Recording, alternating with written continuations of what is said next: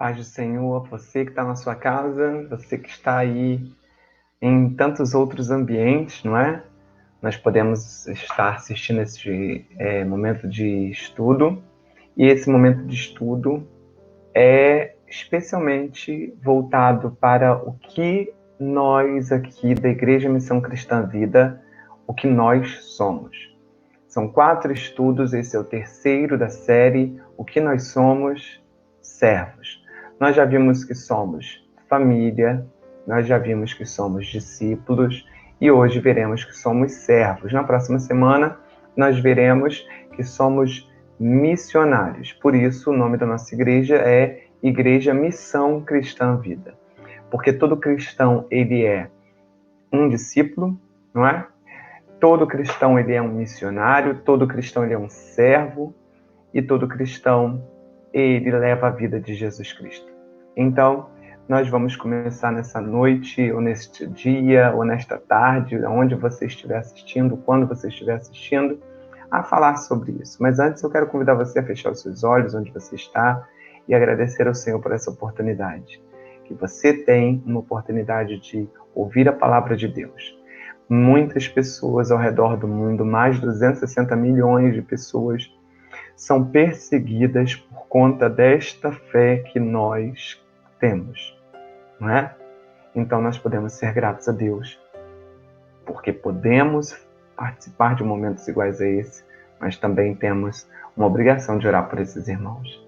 Vamos lá?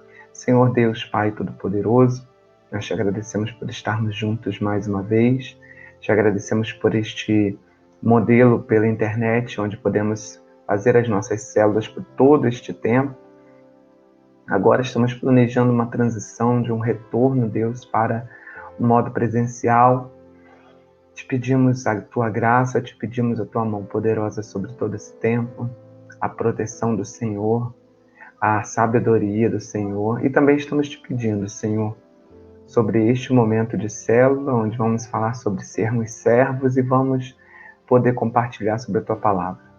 Mas te pedimos por aqueles irmãos e irmãs ao redor do mundo, não só nos 50 países que mais perseguem cristãos, mas em todos os lugares onde a perseguição está se levantando, inclusive no próprio país onde estamos, onde não podemos falar mais nada porque somos considerados como preconceituosos, como pessoas de grande mente fechada, de grande ignorância, mas pedimos a tua mão poderosa, sabedoria, porque realmente muitos são preconceituosos, muitos são sem sabedoria, muitos não estão levando a tua palavra como deveriam levar, e muitas vezes nós também não levamos, Senhor.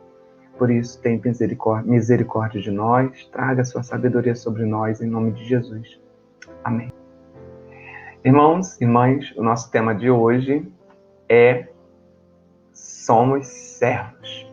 Vamos então compartilhar sobre isso. O que nós somos? Somos servos. Totalmente Deus e totalmente humano, Jesus tomou a postura de servo. E por isso nós somos servos, porque ele foi primeiro. Ele deu sua vida até a morte e só um servo, só alguém que está a serviço, tem objetivos como esse. O de Jesus foi que todos pudessem receber salvação, paz e restauração. Olha o que Jesus disse: eu estou entre vocês como quem serve. Todos aqueles que seguem a Jesus são chamados para servir na mesma humildade que ele. Olha o que está escrito em Mateus capítulo 20, versículo 25, 26 e 27. Jesus os chamou e disse: vocês sabem que os governantes das nações as dominam e as pessoas importantes exercem poder sobre elas. Não será assim entre vocês. Ao contrário, quem quiser tornar-se importante entre vocês deverá ser servo, e quem quiser ser o primeiro deverá ser escravo. Sermos servos significa que somos alegremente submissos a Deus, à liderança e uns aos outros. Então, existem 3 pontos sobre ser servo. O primeiro ponto é ser alegres em estar submissos a Deus. alegres em sermos submissos à liderança e alegres em sermos submissos uns aos outros. E fazemos tudo como para Deus, pois como sendo para Deus, como de fato é para Ele. E fazemos o que precisar ser feito em qualquer lugar para o qual formos levados. Então, se você for levado a trabalhar numa escola, a trabalhar num hospital, a trabalhar num posto de saúde, um posto de gasolina, a trabalhar numa loja, a trabalhar na rua, como um vendedor de rua, a trabalhar como um catador de lixo, ou uma faxineira, ou um diarista, uma diarista, se você foi levado a trabalhar vendendo coisas que você faz, do artesanato, da comida, ou seja, se você não foi levado a trabalhar, mas foi levado a estudar e na sua escola você está ali, lá você precisa fazer com toda alegria o melhor que você está fazendo, como um bom servo, uma boa serva, no sentido da palavra serviço, de fazer o melhor, daquilo que foi colocado na sua mão, ser feito com primazia, com dedicação, com alegria, principalmente, para que o Senhor possa ser glorificado nas nossas vidas. Fazemos o que precisar ser feito em qualquer lugar para o qual formos levados, e por isso sermos servos em todo lugar em que Deus nos colocar. Aprendemos então com o maior servo de todos, Jesus, o Deus eterno, de nada sentia falta, mas decidiu virar homem, ser servo e morrer a pior morte de todas. Por que ele fez tudo isso? Porque ele era obediente ao seu Pai, nosso Pai, Deus Todo-Poderoso, e entendia que os sofrimentos passageiros dessa vida trariam uma alegria muito maior na eternidade, que era estarmos todos juntos, e que será quando estivermos todos juntos. As pessoas têm muito problema com a palavra submissão, né? Ela está atrelada a preconceito, a machismo, a ondas, a ideologias e a prisões, enfim, porque lógico que o inimigo trabalhou para que essa palavra, quando fosse ouvida por cada ser humano, tivesse um arrepio dentro de nós. Inclusive porque esta palavra está muito atrelada à natureza da nossa humanidade caída no Jardim do Éden, que já estudamos aqui na série O que Cremos. E essa natureza caída, ela está totalmente voltada contra Deus e irada contra Deus. E a palavra submissão, nesse contexto de natureza caída e irada contra Deus, onde a carnalidade está muito mais alta do que a espiritualidade na nossa vida, ela torna as pessoas avessas completamente a isso. O que, na verdade, é a palavra submissão? Ela é uma formação de duas, né? Da palavra sob, ou aqui neste caso, sub, que é um prefixo, né? Que se une à palavra missão. E a palavra sob, ela quer dizer abaixo. Mas é no sentido de estar na mesma direção, na mesma organização. E aí a palavra missão vem com a ideia de que objetivo que nos uniu em prol de algo. Então nós estamos juntos, na mesma direção, um abaixo do outro, ou seja, um servindo ao outro. Ao mesmo tempo que eu estou abaixo de você, você está abaixo de mim, porque nós decidimos estar submissos uns aos outros. Então nunca tem ninguém acima de ninguém, a não ser Cristo. O problema é que as pessoas não entenderam isso ainda. É lógico que está diferente de você estar se remetendo a uma liderança e estar seguindo essa liderança, seguindo a sua casa, né, a sua família, enfim. Servos se submetem a 3 pessoas ou a 3 situações: a Deus, à liderança e uns aos outros. Foi o que falamos logo no início. Deus é nosso Pai, por isso nós nos submetemos a Deus. Devemos nos submeter a tudo que a palavra de Deus diz sobre Deus querer de mim e de você. O livro de Êxodo, no capítulo 20, versículo 12, diz: honra teu pai e tua mãe, a fim de que tenhas vida longa na terra que o Senhor, o teu Deus, te dá. Nós, então, entendemos que nós precisamos honrar o nosso pai e a nossa mãe, terrenos, muito mais o nosso Pai Celestial. Hebreus 12, do versículo 7 até o versículo 9, diz: suportem as dificuldades, recebendo-as como disciplina. Deus os trata como filhos, pois qual filho que não é disciplinado por seu pai? Se vocês não são disciplinados e a disciplina é para todos os filhos, então vocês não são filhos legítimos, mas sim ilegítimos. Além disso, tínhamos pais humanos que nos disciplinavam e nós os respeitávamos. Quanto mais devemos submeter-nos ao Pai dos Espíritos para assim vivermos. Pai dos Espíritos aí, nada tem a ver com outra ideia sobre espírito, a não ser nós somos espirituais. Nosso corpo espiritual ele tem a formação do espírito, né? E também os seres espirituais, certo? Que estão nas regiões celestiais com Deus. Líderes levantados por Deus é o segundo ponto. Então, o primeiro ponto, nós temos que respeitar o nosso Deus, né? Ao nosso Pai. E os líderes que foram levantados por Deus. Hebreus 13, 17 diz: obedeçam aos seus líderes e submetam-se à autoridade deles. Eles cuidam de vocês como quem deve prestar contas. Obedeçam-lhes para que o trabalho deles seja uma alegria, não um peso, pois isso não seria proveitoso para vocês. Todo líder é levantado por Deus e trabalha como quem prestará contas. A responsabilidade de um líder na igreja é uma das maiores de toda a terra. Aquele que decide liderar na igreja entra em um trabalho impossível, porque está liderando a própria obra de Deus, as próprias ovelhas que são de Deus, o rebanho que pertence ao Senhor e os discípulos que são discípulos de Jesus.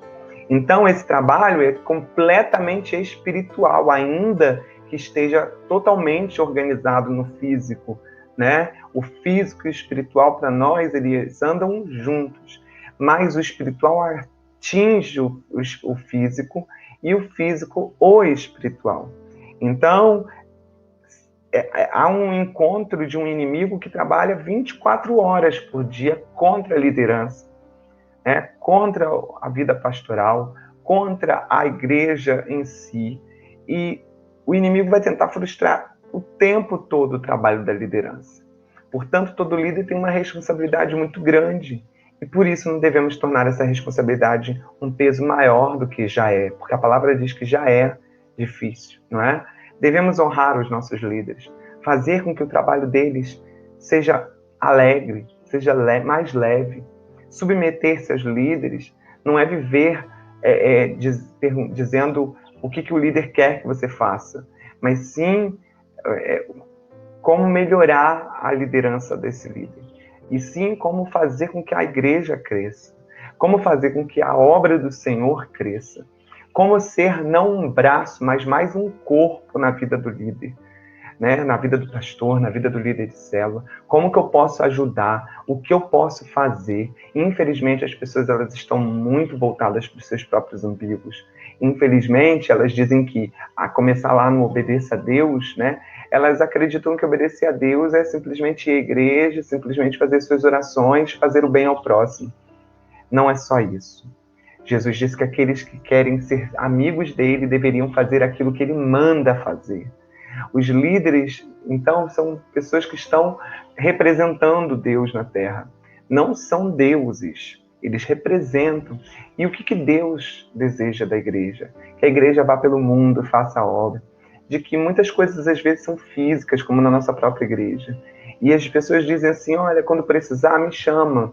Mas a gente precisa ir, a gente também precisa tomar uma atitude, a gente também precisa passar na casa do pastor ou na casa das pessoas que estão na igreja e falar assim, olha, as pessoas que estão na igreja, as pessoas que têm a chave da igreja, né?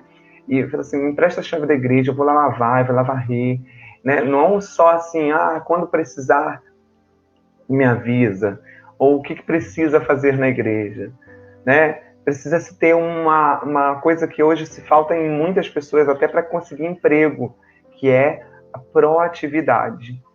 A gente não vê Paulo, alguém falando para Paulo que precisava fazer alguma coisa. Quando a gente lê as cartas de Paulo e lê o livro de Atos, nós vemos Paulo indo pelas cidades e vendo a necessidade das pessoas, e vendo que as pessoas precisam de Jesus.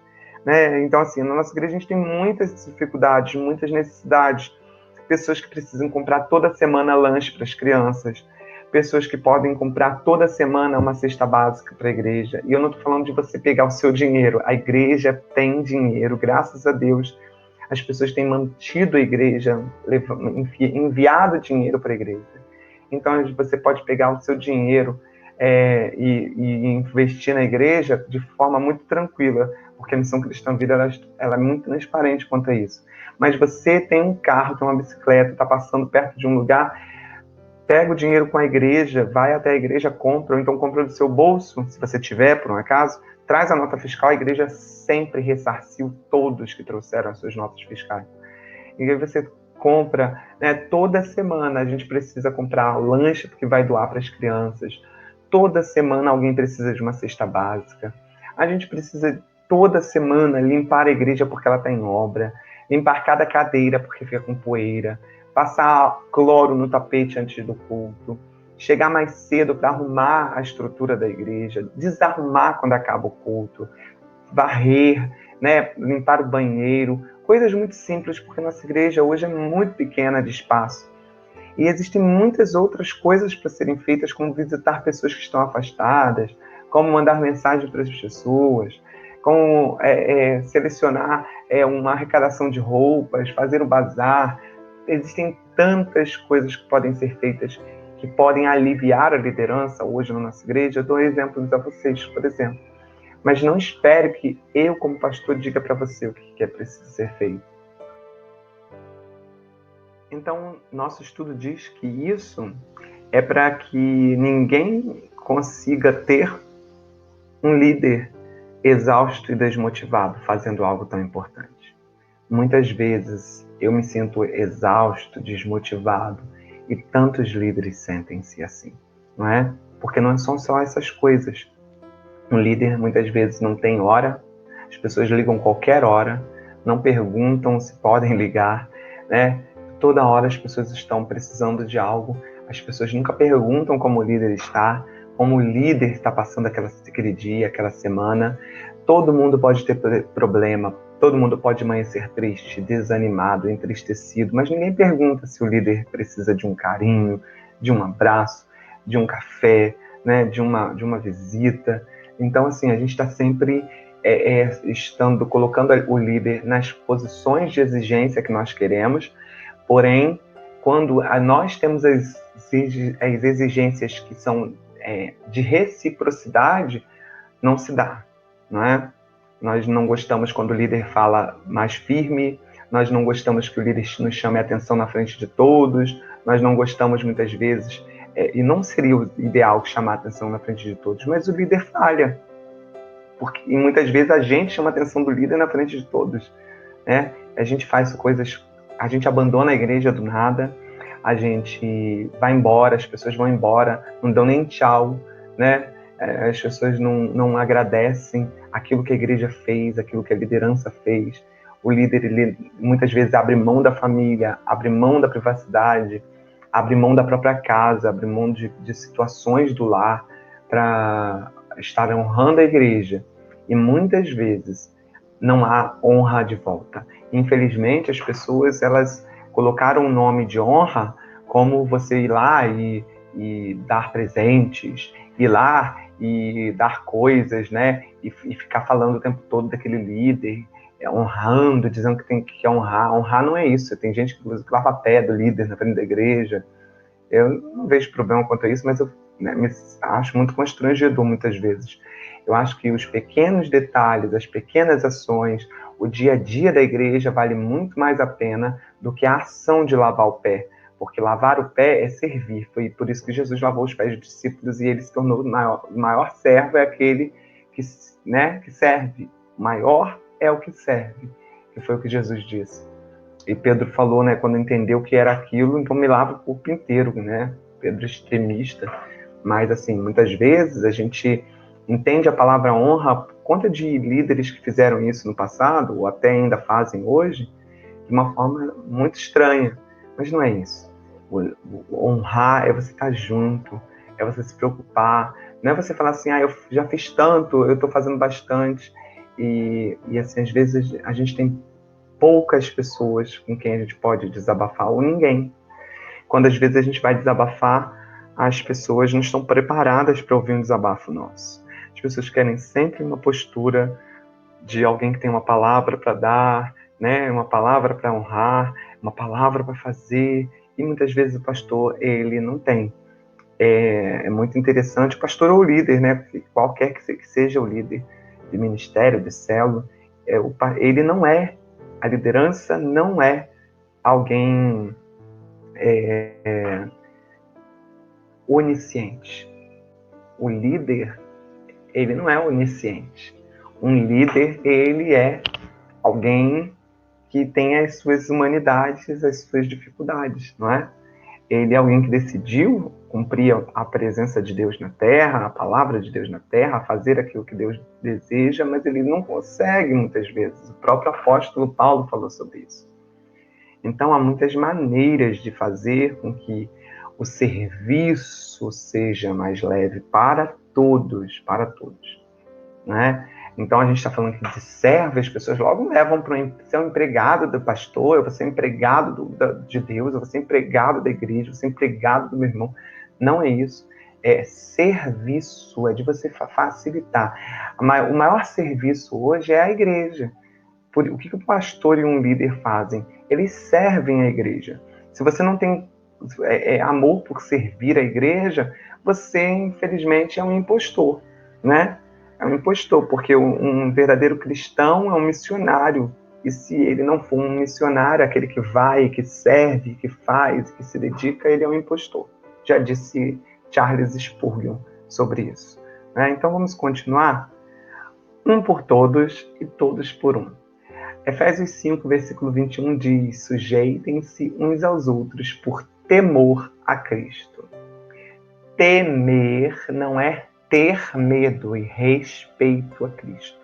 Quando a Bíblia diz sujeitem-se aos outros, não diz que devemos fazer isso como fazemos lá na liderança, como alguém que está na liderança, como autoridade sobre a sua vida, como alguém que ora por você, que tem um poder espiritual sobre você, que você deve respeito, mas sim, quando devemos nos submeter uns aos outros, fazemos isso em humildade, sabendo que todos os que falam da Bíblia merecem ser ouvidos, pois se algo que vem da palavra está vindo através daquela pessoa, você pode tirar algum proveito. Deve sim se colocar como quem está abaixo de todos. Então, se cada um, se eu me coloco abaixo do próximo, o próximo se coloca abaixo de mim, não tem ninguém sobre ninguém, né? É o exercício de um ouvir ao outro, filtrar o que é bom, esquecer o que é ruim, ser humilde, e é isso que nos faz ser um corpo. Então, qual é o trabalho de um seguidor de Cristo? Por que seguidor de Cristo não seria servo? É a mesma coisa. Quem segue a Cristo é servo de Cristo. Bom, você tem inúmeras vocações. É essa bolinha do meio aí. Inúmeras vocações. Bom, meus irmãos, aqui nós temos o trabalho de um seguidor de Cristo, porque, todos nós, servos, seguimos a Cristo. Então, na bolinha do meio aí, você vê que você tem inúmeras vocações. Ela diz isso. O círculo no centro que está em negro aí, escuro, ele está dizendo que você tem inúmeras vocações. Você pode ter vocações que são atribuídas por Deus, que é a bola laranja. O que sou? O que sou é atribuído por Deus. Eu sou cidadão, eu sou vizinho, eu sou cônjuge, eu sou pai, mãe, filho, irmão. Agora também tem o que é vocação, que é compelido por Deus, que é essa bola, esse círculo que é azulado aí, que diz o que sou chamado a fazer. O que eu sou chamado a fazer é aquilo que eu sou compelido por Deus. Eu sou chamado a fazer um pastoreio, eu sou cristão, eu sou conselheiro, eu posso ser um membro de uma igreja. E o que eu gosto de fazer são os talentos dados por Deus, que é essa bola laranja. Eu posso ser um artista, um cantor, um dançarino, uma pessoa que produz alguma coisa da arte, um atleta para trabalhar com várias situações. Eu posso ser um músico, né? E eu tenho todos esses atributos, tudo que eu sou compelido, todos os talentos, para servir a Deus. Amém? Portanto, meus irmãos, nós precisamos buscar isso no Senhor. Buscar cada dia servir a Deus e viver os planos e os propósitos do nosso Deus. Amém?